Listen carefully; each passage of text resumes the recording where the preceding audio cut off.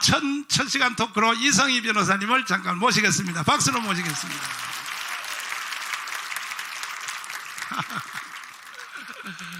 마이크 주시고. 변호사님 오랜만입니다. 아니 변호사님은 나 때문에 욕을 바가지로 먹고 있는데 지금. 아니 네. 이동욱 그 네. 의사협회 네. 회장이 사실은 자기가 의사 되고 공부하고 한 것은 그것을 우리가 도와줬다고 한 적이 없잖아요. 없죠. 네. 없는데 왜 그 사람은요, 왜 정강훈 네가 내 의사 되는데 언제 도왔어? 말을 어떻게 그렇게 삐뚤어서 할까요? 네. 아까 네. 말씀하신 네. 영의 문제라고 제가 보는 겁니다. 영의 문제. 예, 사실은 제가 어제 그제 네. 사실 그 말에 이동욱 회장이 말을 잘하지 않습니까? 네. 저는 사실은 집회 방해하는 모습을 동영상이 길기 때문에 못 봤어요. 아. 그러고 나서 기자회견은 동영상을 못 봤는데 잠깐 울면서 어. 걸신 들렸다는 말, 안에 집회에 걸신 들인 사람이다는 말을 자기는 한 적이 없다. 울먹이면서 하니까 저도 감동을 받았어요. 아, 우리 조나단 목사님 좀 세게 말씀하셨나? 그렇게 생각했거든요. 그래서 이제 제가 찾아보니까 본인 말은 이렇습니다. 내가 집회에 걸렸냐? 그러면서 뒷말이 누구처럼 그래요. 이게 더 무서운 거거든요. 그래서 제가 이거는 그러면서 여러 가지를 비방하는 걸 제가 듣고, 제가 사실 목사님한테 연락도 못 드렸고, 그렇지만 이 부분은 가만히 놓으면 약자 표현이잖아요, 사람들은. 그렇지만 그냥 울면서 막 그러면 어떻게 돼요? 그냥 선동대 넘어가는 것 같아서, 그래서 도저히 안 되겠다 싶어서 제가 그것을 설명했어요. 왜냐하면 이동욱 회장과는 저와는 인연이 길어요. 많이 만났다는 게 아니라 2014년도 산부인과 의사회장 그 소송이 의협이 산부인과 둘로 나눠졌어요. 싸움이 벌어졌고 그 소송을 하기 위해서 총회를 개최 금지하기 위해서 그때 이동욱과 여러 사람들이 찾아왔어요. 그때 다른 변호사가 있는데 소송에서 저를 찾아와서 제가 그걸 이겨줬습니다. 그런데 그러고 나서는 그 연락을 안 했고요. 그러다가 이제 강화문 조국 사태 때 연설하는 걸 저희가 좀 받고, 그 다음에 이제 강화문에 오게 됐습니다. 그러고 나서 연설하고 나서 본인이 이제 그 코로나 방역에 대한 얘기를 많이 하게 되고, 그러면서 저한테 자료를 수시로 보내왔어요. 그런데 그러고 나서 작년 2020년 8.15 때도 저 연락을 좀 한 적이 있고요. 그 다음에 그 무렵 아까 목사님 말씀하신 미국에 아이를 미국에 보냈다고 했을 때 아까 이은영 사모님 얘기한 걸 이은영 사모님이 저한테 거꾸로 전화해서 이동욱이라는 사람이 어떤 사람인지 변호사님한테 전화했구나. 네, 그래서 제가 아는 거예요. 그런데 도와준 적이 없다는 얘기를 해서 제가 그게 좀 기가 막혔던 거예요. 아니 제가 그때 들어가가지고 그래서 이동욱 회장의 아들에 대해서 우리가 말하는 은행하고 카드 만드는 게 대단히 중요합니다. 일반 사람들은 쉽게 할 수 있지만 언어가 잘 안 되고 처음 낯선 사람이 그게 결정적이거든요. 그래서 가디언이 돼준다는 거예요. 후견인처럼 급하면 연락 오고. 지금도 연락 온대요. 오재조 총장님의 사모님이야. 여기 앞에 있는 오재조 총장님 사모님. 네. 사모님 이은영이는요, 내 밥이요, 내 밥. 네. 지금도 이은영 이 설교 다 들어요. 계속 들어요. 그 이은영은요, 이제 내일 거기는 주일이잖아. 네. 오렌지 카운의 큰 교회를 빌려서 우리 이 영상을 틀면서 내일 예배를 새로 해요. 네. 지금 여기 토크하는 것도 다 들을 거라고. 그래서 이은영한테 소개를 해서 보냈더니 이은영이한테 가자마자 여기 아는 사람 없냐고 아는 사람 없냐고 해서 소개를 다 해줬더니 세상 그 사람들 붙잡고 정강훈을 계속 씹은 거야. 그러니까 그 사람들이 또 이영은한테 또 항의를 한 거야. 왜 저런 사람을 말이야 왜 소개를 해줬냐고. 그게 절대로 안 돼요. 인간들은요 절대 안 돼. 그다음에 그다음에 이제 목사님에 대해서 그다음에 이거 뭐라 그 저기 심화부 목사님 교회 모든 코로나 문제를 이동희가 다 해결했습니까? 그 말씀드릴게요. 이동욱 회장이 할 수 있는 것은 이동욱 회장이 여러 언론 기사 나온 걸 편집해서 늘 했던 자료들을 2020년 2월부터 그다음에 중간중간 저한테 자료를 보내주고 자문도 구했어요. 그렇지. 그러다가 작년에 9월달에 은평제일교회가 운영정지를 받았죠. 그때 제가 이제 사건을 맡게 되었습니다. 맡게 되었는데, 그래서 제가 가처분은 처음에는 간단하게 넣습니다. 왜냐? 우리 사무장에서 빨리 넣어야 되니까. 그래서 약식으로 넣은 걸 가지고, 그 다음에 중요 변론을 하는 겁니다. 법정에 가서, 그게 신문길입니다. 그때가 바로 우리가 전도하는 거 똑같습니다. 판사는 불신자, 제가 전도하는 거 똑같아요. 그래서 감동을 저는 구두 변론을 하고, 그 PT 간단한 서면을 써요. 왜? 간단해야지 빨리 끝나니까. 그때 아까 목사님 말씀하신 것은 우리 김학성 교수의 헌법 논리와 맞아. 그 다음에 그 자료는 그 다음에 제가 뭘 얘기했냐면 제가 그 당시에 여러분 잘 아는 이대목동 신생아 사망 사건 있지 않습니까? 그때 싸움의 실제 대상이 검찰이 아니고 질병관리청과의 싸움이었어요. 아이가 4명이 죽었는데 그것에 대해서 역학을 했어요. 역학 조사 결과 의사들과 간호사들의 잘못으로 아이가 사망했다라는 것이 질병관리청의 역학조사 보고서예요. 그걸 제가 증인으로 채택해서 불렀어요. 그래서 조목조목 따졌더니 역학 결과가 70%라는 거예요. 그러면서 그것이 엉터리한 게 판단 나서 어떻게 되냐? 1심에 무죄, 2심에가 2월 26일 무죄 났어요. 근데 그 판결문에 이렇게 돼 있습니다. 이 역학조사는 추론을 낸 겁니다. 먼저 아이가 죽었으니까 그쪽에 했을 가능성, 손을 만졌으니까 죽었을 추론을 내고 그 다음에 거기에 유리한 증거만 다 붙입니다. 하여튼요, 네. 우리 변호사님이 내가 가만히 활동한 걸 보면 한국에서 풀지 못한 난제들 있잖아요. 네. 해수부 장관 그 구속된 거. 네, 그것도 문제로. 내가 동부구치소 갇혔을 때 그 장관님 나하고 같이 살았거든. 예, 그 감방. 운동할 때 같이 나와서 그래. 목사님, 저 소장님한테 얘기해서 목사님 방에 나 같이 좀 있게 해달라고 네. 그 장관님이. 네, 해수부 근데 장관. 그것도 문제로 때렸죠. 네, 제가 이게 했습니다. 다 변했어. 그래서 네. 난제를 푼 것들이 이제 많은데, 그런데 이성희 변호사님을 사정없이 공격을 하면서 뭐 심지어 뭐 무례한 뭐 하면서 뭐 목동 이대 말을 항상 이렇게 해요. 네. 목동 이대 사건 뭔 사건이 이대목 친사한 사망 사건. 신생아 사망 사건도 지가 다 했다 그랬다. 아니, 지가 다 했다 소리 안 했어요. 한 적이 없습니다. 그 다음에 보세요. 저기 심화범 목사님, 거기도, 심화범 목사님 그 사건도 이미 그때에 변호사님이 거기 변론하러 갈 때에 변호사님이 나한테 물었어요. 네. 심화범 목사가 나한테 반대편에서 갈라쳐서 저렇게 하는데, 네. 신기가 불편한데, 목사님 거기 가줄까요? 그래. 네. 내가 얼마나 괜찮은 사람인지 압니까? 맞습니다. 네. 내가 가주라 그랬어. 네. 가서 심화범을 위해서 변론하라 그랬어. 네. 심화범 형님 듣고 있나 이거. 내가 형님 같은 수준이 아니요.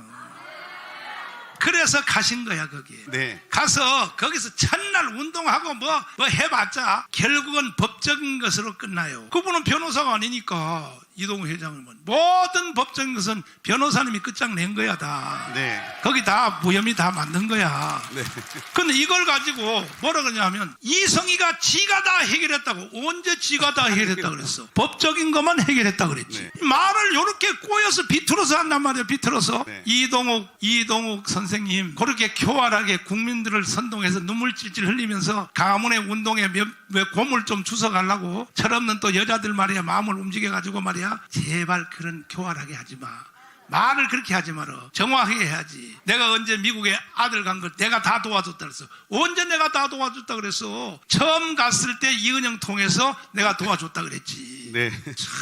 그때 한 말씀 더 드리면 네. 목사님께서 그 너아라에서 김학성이 토크한 걸 저한테 가르쳐 주면서 좋은 자료가 있다고 전화 주셨어요. 그걸 갖고 와서 제가 했고 그다음에 그 결과가 잘 나왔어요. 그때 이동 회장이 저한테 전화 와가지고 본인이 한 것처럼 해달라고 해서 그렇게 하라 그랬어요. 그것도 틀려 먹었지. 본인이 한 걸로 해달라는 자체가 인간 아니지 그거. 인간 아니지 그게. 그러니까 누가 했다는 게 아니라 여러 사람들이 그때는 애국 마음으로 다 모았잖아요. 유리한 자료 다 모아서 저희가 내는 거였기 때문에 그것도 잘못된 거예요. 근데 이번에 목사님 제가 마지막 말씀드리고 싶은 거는 이번에 사실은 대선 이긴 것이 목사님이 만약에 3.1절 안 했고 그 다음에 3월 5일 그 기도회를 안 했다면 과연 단일화가 됐겠냐. 0.7%밖에 안 됐다면 진 겁니다. 그렇지. 그런데 조작도 했었고 하나님께서 마음을 그때 돌이킨 거란 말이에요. 그날이 바로 3월 5일입니다. 그런데 그 집회에 그걸 몇 시간을 해야 된다는 게 그게 너무 안타까운 거고요. 그래서 본인이 수고했다는 거 다 알고 잘했다는 걸 알고 그 수고를 모르냐고요. 그걸 놓고요. 네. 정광훈이가 지가 다 했다 그랬다 그랬나? 언제 내가 다 했? 그러나 내가 다 했다 그래도 과언이 아니여 사실은. 3월 1일 날 집회보다가 3월 5일 집회보다 더 중요한 것이 바로 3월 8일 날 비상소집에서 우리 교회에서 여기에 약 5,000명을 모아가지고 네. 내일 아침 6시부터 저녁 10시까지 투표장에 노인정 찾아가라. 봉고차 대놓고 총동원하라. 이렇게 해서 내가 돈까지 다 뿌려가면서 돈 엄청 수억 들었어요. 그래 그것도 선거법 위반이 안 돼요. 왜? 투표로 가라고 하는데 누구 찍으라 소리 하는 거 가라고 하는데 등산로 입구에서 전부 다 투표했어요. 손들어 안 했으면 빨리 봉고차 타세요. 내가 투표장으로 데려올 테니까 그리고 등산하세요. 이 운동을 한 사람이 없느냐? 40만 명이 40만 명. 네. 윤석열 대통령님 듣고 계시나요? 네. 그날 투표 동료를 한 것이 40만이에요. 40만. 네. 40만이 동원돼 가지고 투표장으로 가서 저쪽 애들이 이번에도 100% 저 투표 부정했어 안 했어요? 했어요. 걔들은 설계를 어떻게든 다 드러나서 설계도를 투표율을 74%로 맞췄어요. 74%로 맞춰가지고 그리고 또 언론사 동원해가지고 그 출구조사에서 0.6% 이기는 걸로 설계를 해놨어요. 우리가 이기는 걸로 해놓고 0.6% 이기는 걸 설계했는데 까보니까 거꾸로 저쪽이 점점 부리겠다. 요거는 만들 수 있거든. 이래가지고 했는데 우리에 의하여 투표율이 77%를 가버린 거야. 아멘. 누가 뭐라 그래? 누가 왜 그래? 이거 왜 그래? 도대체가. 맞죠, 변호사님? 네, 맞습니다. 맞죠.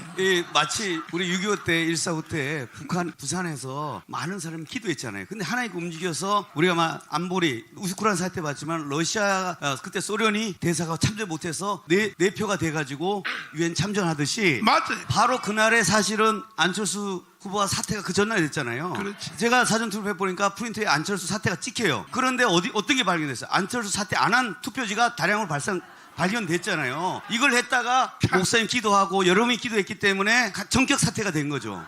그래서 하나님께서 그때 사람을 통해서 움직일 때 그 원의 영의 힘이었고 그 원천은 저는 목사님과 광원의 기도라고 생각합니다. 기도는 당연히 했지만은 나는 행동으로 이 후보 단일화 시키려고 워커힐에서 5번 했어, 행사를. 한 번 할 때 돈 5천만 원 들었어. 그래가지고 이 후보 단일화를 협박해가지고, 아멘.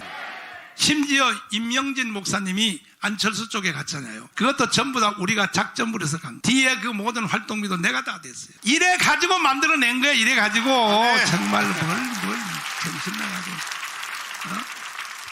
그런데 강화문이 지들이 다 해냈다. 그래, 지들이 다 해냈다고 어쩔래. 그리고 윤석열 대통령 된 것은 지금 된 게 아니고 3년 전에 2019년도에 1월 달에 내가 연설하면서 이 윤석열 후보의 연설문을 튼 것이 그때 그 결정 나버린 거예요. 아멘.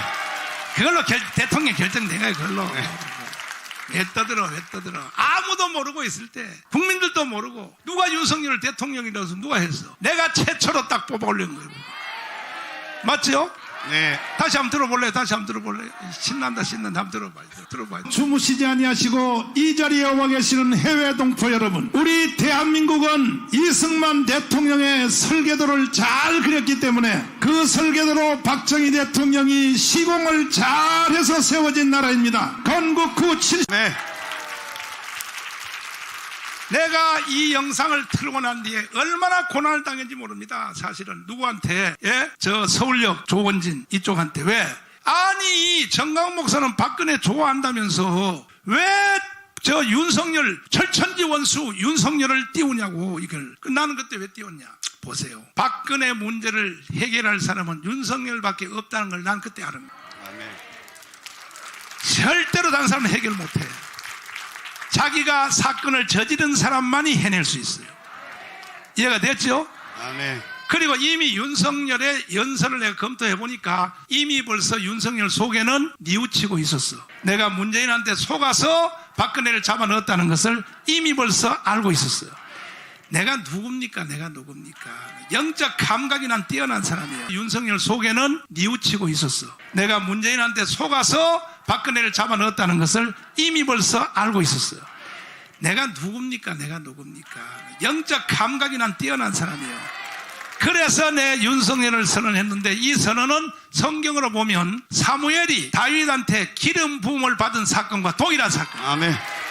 이걸로 끝난 거야. 이해됐어요?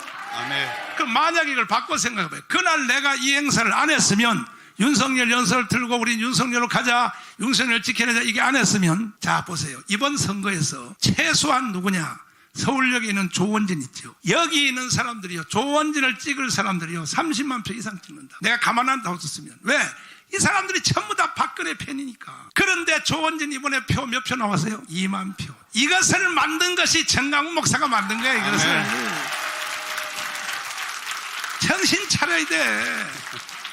그 대신에 윤석열 대통령은 대통령 되자마자 저 박근혜 대통령을 청와대로 모시고 정중히 예의를 해야죠. 그거는 내가 부탁할 것은 그것이야. 그 대신에 윤석열 대통령은 대통령 되자마자 저 박근혜 대통령을 청와대로 모시고 정중히 예의를 해야죠. 그거는 내가 부탁할 것은 그것이야. 그 대신에 윤석열 대통령은 대통령 되자마자 저 박근혜 대통령을 청와대로 모시고 정중히 예의를 해야죠. 그거는 내가 부탁할 것은 그것이야.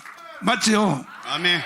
그러나 여기서 아직도 친박, 아직도 그 박근혜한테 우리 그네 이런 사람들은 정신 똑바로 차. 그래가지고는 절대 박근혜를 못 살려내. 지금 현실 보세요. 현실. 역사는 현실로 말하는 겁니다. 윤석열이가 대통령이 됐으니까 박근혜가 살 수 있지. 윤석열이가 대통령이 됐으니까 박근혜가 살 수 있지. 윤석열이가 대통령이 됐으니까 박근혜가 살 수 있지. 살 수 있죠. 이미 쟤들은 보험 들려고 겁먹어서 박근혜를 다 사면복권까지 다 했죠. 만약에 이재명이가 됐으면 어떻게 되겠어요? 박근혜요 다시 깜빵 가야 돼. 다시 가야 돼요. 다시 재수사 한다 또 한다고. 이명박도 마찬가지고. 그러니까 선지자가 되면 이런 것들을 다 읽어내야 돼. 이해가 돼요? 아니, 내가 다시 물어볼게요. 이번에 만약에 그때 내가 이 행사를 안 했으면 서울역에 조원진이 가요. 30만 표 얻는다니까. 거기다가 또 뭐냐, 박근혜가 움직일 수 있는 틈이 생겨요. 내가 그때 이 행사를 안 했으면요, 박근혜 천재입니다. 박근혜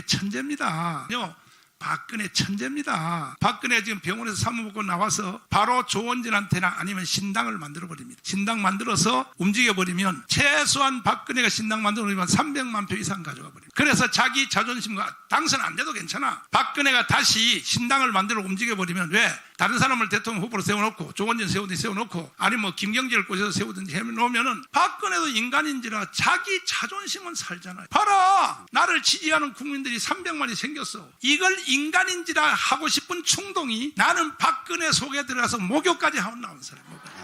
훤하게 따라서 이걸 내가 차단하기 위해서 그렇게 300만 표 얻는다고 해서 억울함을 못 풀어. 그러니까 윤석열을 대통령 만들어야 억울함을 풀어. 그래서 박근혜가 이 정치 무대에 못 나오도록 내가 미리 방어를 해버린 거예요. 방어를. 동의하십니까? 그래서 박근혜가 이 정치 무대에 못 나오도록 내가 미리 방어를 해버린 거예요. 방어를. 동의하십니까? 동의하십니까? 아멘. 이것이 선지자예요. 선지자. 지금도 마찬가지요. 자, 윤석열 대통령 만들어냈다고 다 된 게 아니에요. 빨리 1000만 명을 조직해야 돼. 안 그러면 촛불 시위한테 져버려요. 촛불 시위 나옵니다. 쟤들 반드시 나옵니다. 1000만 명을 빨리 조직해야 되니까 오직 성령으로 해내야 됩니다. 아멘. 마지막 말씀 한번 하시죠. 네, 사실 오늘 그 이동욱 회장에 대한 얘기를 했지만 사실 이건 영의 일입니다. 오늘 말씀하신 것처럼 혼에 뭐가 개인적인 게 들어간 겁니다. 이동욱 회장이 처음 왔을 때, 광화문 집회 처음 왔을 때는 그런 분이 아니셨어요. 얼굴이 다릅니다. 근데 제가 그때 화를 낼 때는 뭐가 들어간 겁니다. 그래서 여러분들이 기도해 주셔서 영의 변화가 일어나도, 그래서 예수 피로 우리 안에 누구든지 교만의 영, 분열의 영, 혈기의 영은 쫓아내도록, 그래서 다시 이동욱 회장과 모든 사람이 다 돌아올 수 있도록 여러분이 충고해 주시면 감사하겠습니다. 네, 이 이동욱 회장은요, 벌써 그때 우리 주일날 여기에 토크하기 위해서 내가 모셔가지고 설교 마친 뒤에 지금 하는 것처럼 이동욱 회장 몇 번 했잖아요. 근데 이분은 저 청와대석에 앉아가지고 설교를 안 들어요. 설교를 안 들어버려요. 이 설교를 못 들으면요, 이거는 문제가 돼요. 그러면서 뭐 교회에서 장로라 그래고 아이고. 그래서 그때 벌써 내가 설교 안 듣는 걸 보고 저 사람은 애국운동으로 나왔지만 애국운동이 아니라 자기의 개인적 조직 만들려고 나왔구나 하는 걸 내가 알아차려버렸어. 벌써 알아차렸는데, 자, 우리 변호사님께 박수하겠습니다. 감사합니다.